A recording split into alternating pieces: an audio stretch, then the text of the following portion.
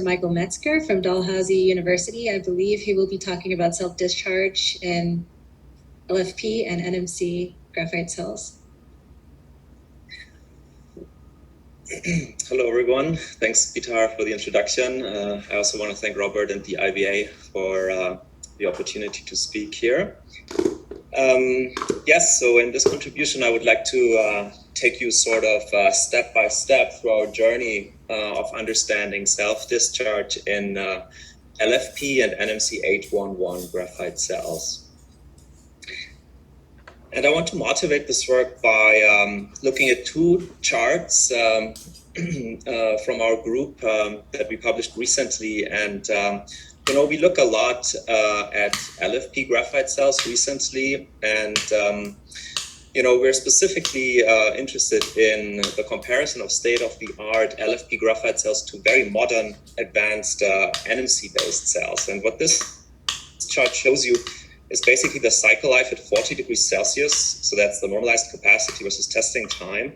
So it's up to roughly, close to a year of testing data here. And in the blue curve at the top, you can see NMC532 graphite running very stably. And then these colored cells here are commercial LFP graphite cells from reputable vendors running under a pretty similar condition. But, to our surprise, these rather, low voltage LFP graphite cells charging to 3.65 volts have an inferior cycle life to these NMC cells charging to 4.3 volts. So, and another particular challenge that we encountered with LFP-based cells that do not contain electrolyte additives is quite rapid self-discharge. So this chart on the right shows you the voltage versus time graphs during a storage experiment at 60 degrees Celsius. And you can see that this LFP cell in the black dashed line here, shows a rapid decline of its cell voltage due to self-discharge in just 500 hours. So this is really the focus of this talk today, to understand the self-discharge behavior of the LFP chemistries in comparison to NMC811. So, and for that, we use small machine-made pouch cells, which you can see here. So they would easily fit into the palm of your hand. And you can remember for later that they have a capacity of around 200 milliamp hours. So we compare LFP artificial graphite cells to NMC811 artificial graphite cells here. And, we did this with a variety of electrolyte additives. And if you're interested in the effect of these electrolyte additives on self-discharge, you can refer to this paper down here, which hopefully will come out soon.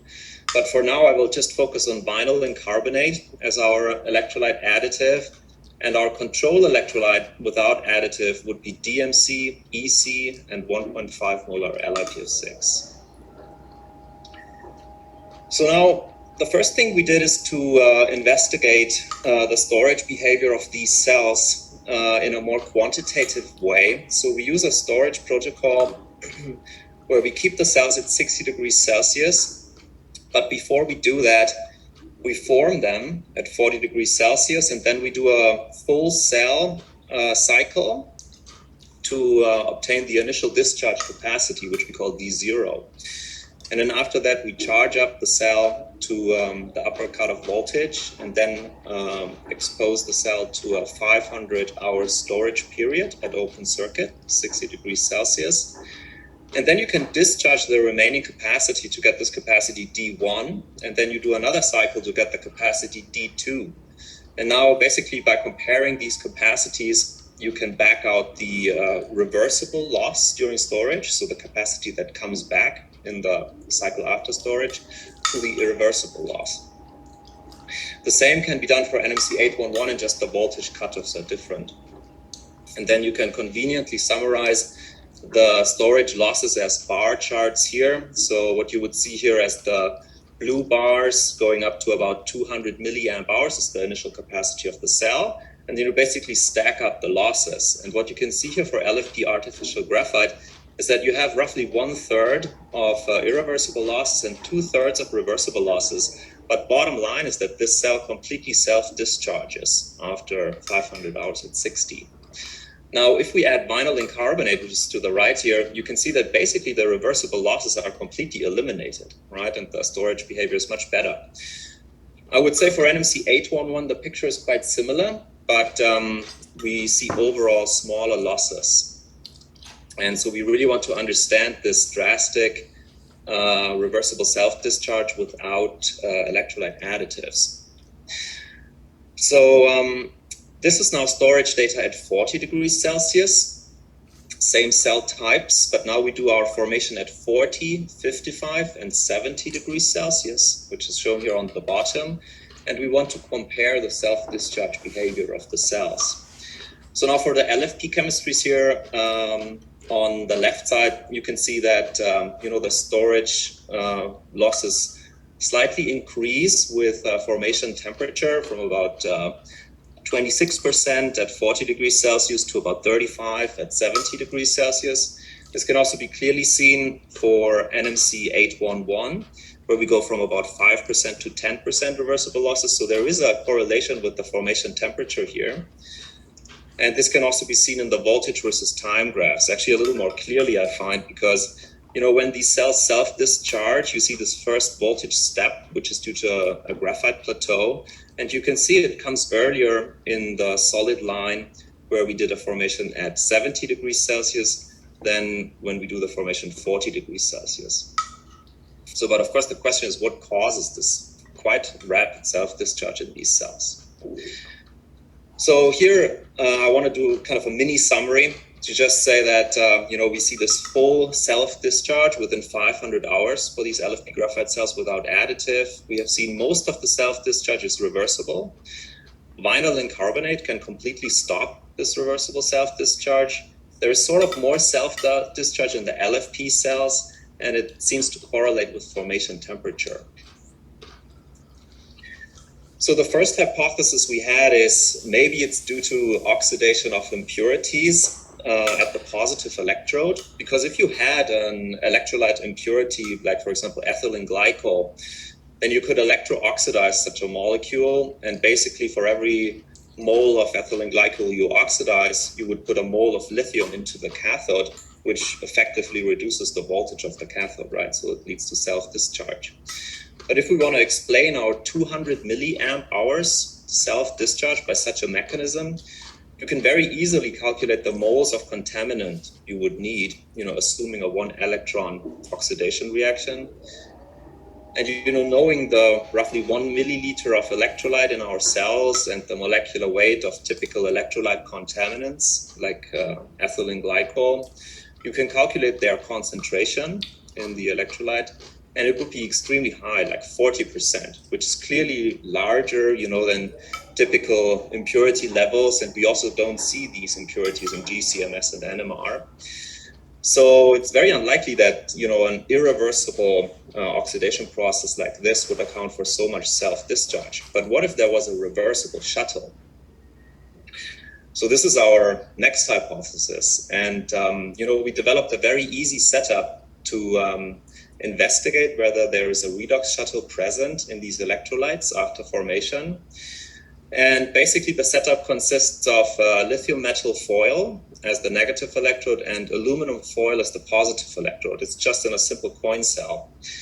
And, if we add pristine electrolyte that was never in a pouch cell to this coin cell setup, and we do cyclic voltammetry, which you can see here on the right, then we can sweep the voltage, in a typical voltage level that the electrolyte would also experience in an LFP cell.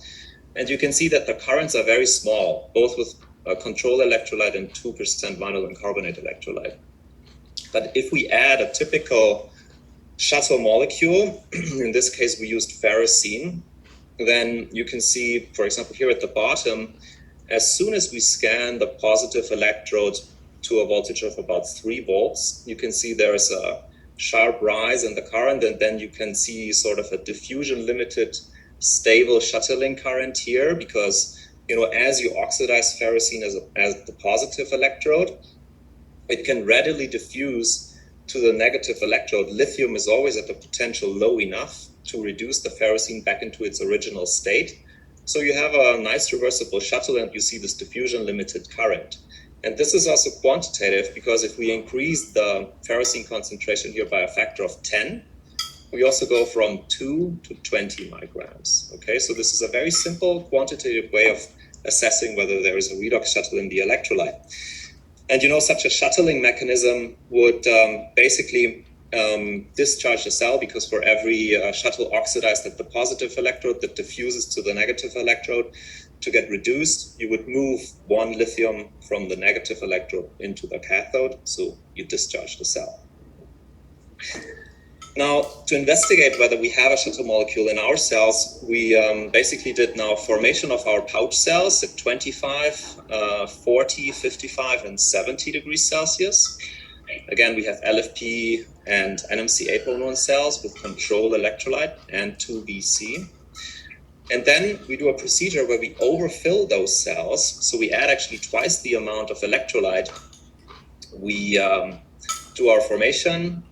And then very importantly, after the formation, we store these cells for 1 week at room temperature to allow for equilibration of all the species formed in these cells during formation. And then we open the cells and squeeze the electrolyte out, basically in a glove box in dry polypropylene vials, to then do our further analysis. So, and this is what the electrolyte looks like after the formation. So this is control electrolyte extracted from LFP graphite cells. And you can really see that there is a, color gradient as a function of the formation temperature. So if we form these cells at high temperature, clearly something's happening. So very drastic changes to the electrolyte, right? Now remember, for 2VC, there was no self-discharge, right? And this correlates actually very nicely with the colors here, because for 2VC, irrespective of the electrolyte formation temperature, the electrolyte stays very clear. So now this holds true also for NMC811. Similar colors for NMC811 graphite cells with control and with 2% vinyl and carbonate, the electrolyte is perfectly clear. Now, this points actually to side reactions at the negative electrode, right? Because these two cathodes are very different, but the colors are the same. And these cells use identical negative electrodes. And we want to understand these parasitic reaction products now. So here you see cyclic voltammograms analog to the ferrocene experiments where we take these electrolytes that were formed at different temperatures.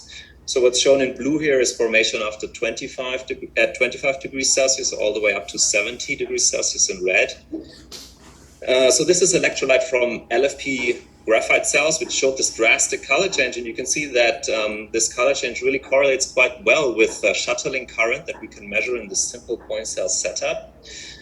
For NMC811, we see similar shuttling current densities. They are sort of smaller, but you remember also the self-discharge was smaller. And with vinyl and carbonate, in both cases, there is no shuttling current, right? And if we look at the magnitude of shuttling current here, you see about, let's say, 5 microamps of current in these point cells, which have a centimeter square of active area, right? And if we do the simple math, assume that we have such a shuttling current density of 5 microamps per centimeter square in our 200 milliamp hour pouch cells, which have an active area of 85 centimeters square, then you can calculate that the self-discharge time would be on the order of 470, so roughly 500 hours, what we measured experimentally before, right? So this is quite a strong indication that there is a redox shuttle generated in these cells that leads to the self-discharge that we have been measuring previously. But ultimately, of course, we want to know what is this redox shuttle, right? So now we simplified things a little bit for our chemical analysis. So our new electrolyte is 1.5 molar LiPF6 and only DMC, okay? So we eliminate the ethylene carbonate component just to make the analysis a little easier, because what we want to do now with these electrolytes is GCMS, gas chromatography. So the color change is still present, even if in this DMC only system in both LFP and NMC811 cells. So when we take this exact electrolyte that you just saw in the pictures in its pristine state and we put it into the GCMS machine, you can basically just see dimethyl carbonate in the GCMS spectrum. If you take this yellowish electrolyte at 40 degrees Celsius formed, you put it into the GCMS, you basically get very similar peaks, maybe some tiny signals down here, but overall just DMC peaks in your electrolyte. But if you take electrolyte that was dark red, extracted from these pouch cells that formed at 70 degrees Celsius, you see quite a few new signals. So you see trimethyl phosphate, TMP. So this is typically a salt breakdown product from LiPF6, right? You find that in both LFP cells here in the middle panel and NMC811 cells in the bottom. Interestingly, we find ethylene carbonate, which you have to remember was not in the starting electrolyte. And then we also find dimethyl terephthalate, DMT. And we were pretty interested in this molecule because, a lot of the redox molecules in literature have these characteristic benzene rings, right? So, and we bought this molecule and did a controlled injection in GCMS. And you can also see that it shows up at the same retention time, so we're pretty confident in the identification of dimethyl terephthalate here, and we want to investigate this molecule further as to whether it.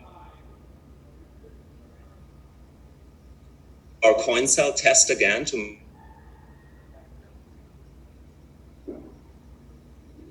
with this DMC only electrolyte. So again, we get shuttling 811 cells. So and then when we take pristine electrolyte, but we add DMT, the electrolyte is perfectly clear as mixed in the glove box. But as soon as we put this electrolyte into a coin cell with lithium metal, you can see it turns dark red, right? Which reminded us of our extracted electrolyte. And sure enough, if you put the electrolyte with dimethyl terephthalate into a coin cell, you also get shuttling currents on a similar order of magnitude as the extracted electrolyte from pouch cells. So that was another indication for us that DMT is indeed this redox shuttle molecule, which is formed in situ in our cells. But, how do you form such a molecule with a benzene ring when you start out with linear carbonates, right? So we looked a little bit into the formation mechanism. And here's a proposed mechanism that I want to share. And it actually goes back to work from Tanaka, which is, not really in the battery context, but they proposed a very nice mechanism, which I want to talk you through briefly at the end here. So the starting point is hydrolysis of DMC with residual water, which we always have in our cells. And since our formation temperatures are fairly high, we believe that, this hydrolysis reaction to form methanol could certainly take place in our cells. And also there's evidence from the literature for this. The other thing that can happen with DMC at an unprotected negative electrode, so in the absence of vinylene carbonate, is you can reduce DMC to form CO and lithium methoxide. Now, if you have these two materials, methanol and lithium methoxide, what Tanaka proposes is that you can do a depolymerization of polyethylene terephthalate, PET. So this is a reaction with methanol and lithium methoxide acts as a catalyst to form DMT and ethylene glycol. Now, ethylene glycol we do not see in our experiments, right? But Tanaka also proposes that ethylene glycol reacts with DMC to form more methanol and ethylene carbonate, which we did find in our experiments. Now, if you do the sum reaction, then basically these reactions B and C add up to just a reaction of PET with DMC. You need catalytic quantities of lithium methoxide, which you can produce at your negative electrode, to form DMT, our redox shuttle, and ethylene carbonate, which we detect in our electrolyte. Here is a quantitative test where they measure the yield of this reaction. So, within 8 hours, you basically convert most of the polyethylene terephthalate into DMT redox shuttle and EC. EG is consumed, as I explained, so that's why we don't see this reaction. But we were not expecting to have PET in our battery cells, right? So what we did is we took our commercial machine-made battery cells and did a teardown.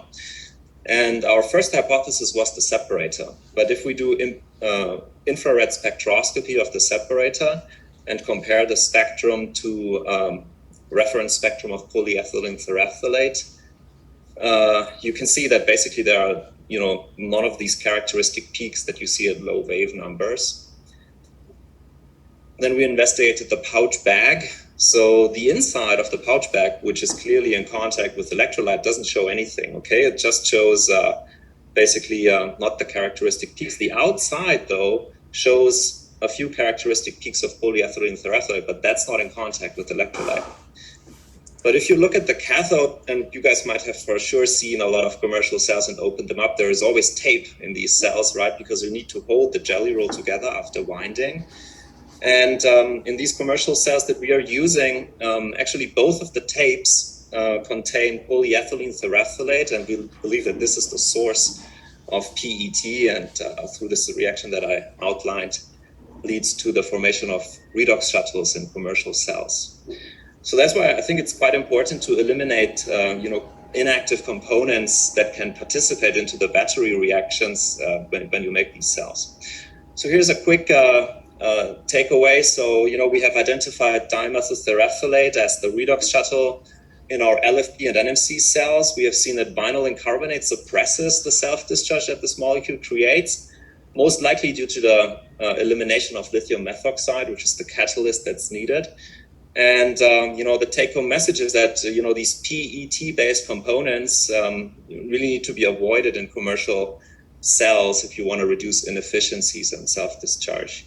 So this work was funded by NSERC and Tesla, and I also want to thank the battery team at Dalhousie, and thanks a lot for the attention.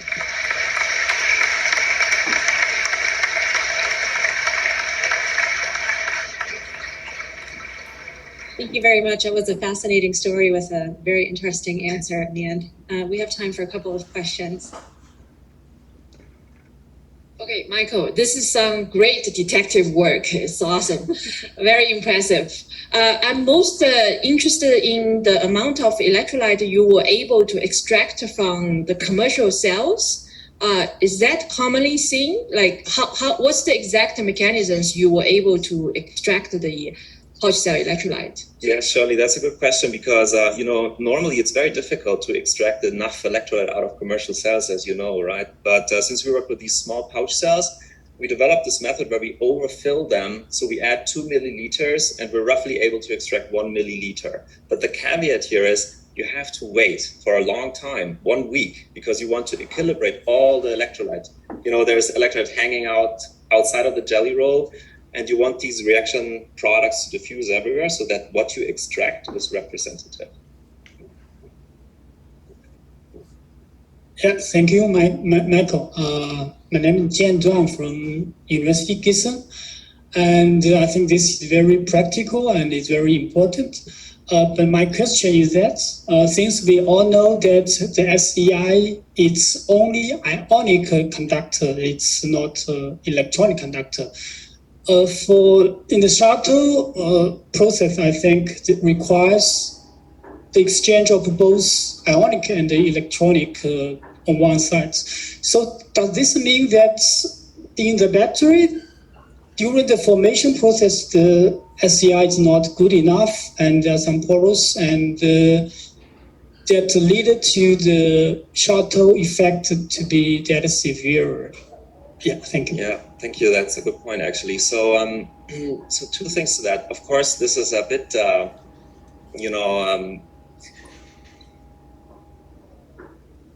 electrolyte additives, okay? Because you have seen that even with an electrolyte additive like vinylene carbonate, you wouldn't form the shuttle in the first place. But I can tell you, we also do very long-term experiments, and over the life of the cell, you use up your additive. And then even later, you can form a redox shuttle like DMT, which we see also in long-term experiments.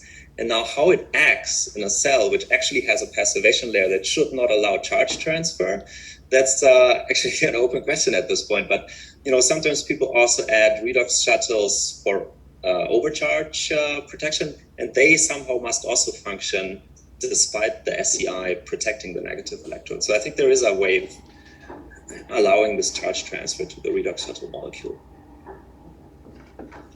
And how do you explain finally that it's Okay. worse in LFP cells than in NMC? Yeah, so you have seen water as the starting reactant in this process, right? And so LFP cells are notorious for having more water since it's a very high surface area, hygroscopic material, right? There's more in LFP. The other thing is that voltage is very effective at if you want to look up these papers, maybe in a couple of weeks when they will be out, hopefully. So, when we do voltage holds, we can electro-oxidize the molecule at already 4 which is something that is reached by an NMC cell. So that's why probably also in LFP cells, the shuttle survives for a longer time. In LFP cells, it survives for a longer time. Okay, I see we have many questions remaining for Michael still, but we're also at the beginning of the coffee break, so you can find him. He might not get time to enjoy much coffee, but you certainly can. Thank you again to all of our speakers. It was a wonderful session.